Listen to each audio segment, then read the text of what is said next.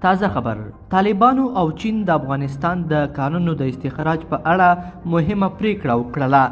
تازه: طالبانو او چین څه خبره کړې ده، څه پلان لري، جزئیات په ویډیو کې وګورئ او چینل سبسکرایب کړئ. لیدونکو السلام علیکم. بالاخره طالبانو د چین سره د کانونو د استخراج په هکله سپینه خبره وکړه. د طالبانو ویان ذبیح الله مجاهد نن د هغو خبرونو په هکله غبرګون وښود چې څو ورځې کېږي په نړیوالو او کورنیو رسنیو کې د افغانستان د کانونو اړوند کېږي. نوموړي وویل چې د افغانستان او چین ترمنځ د افغانستان د میسو او لیتیمو په هکله هیڅ ډول قرارداد نه دی لاسلیک شوی.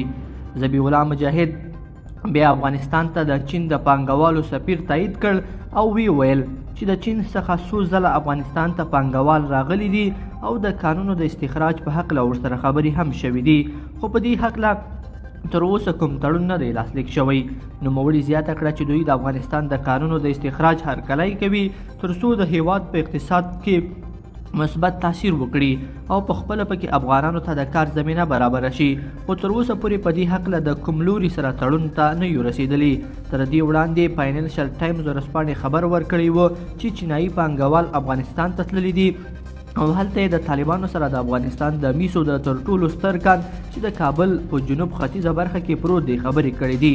چین او طالبان په داسې حال کې د کانونو د استخراج په هکله د مذاکراتو خبر تاییدوي او د تړون د ترسره کېدو خبره ردوي چې افغانستان په سخت اقتصادي حالت کې قرار لري. لیدونکو په دې هیله چې دا مطلب به مو تر پایه لیدلی وي. که مو ویډیو خوښه شوې ویډیو لایک کړئ او چینل سبسکرایب کړئ.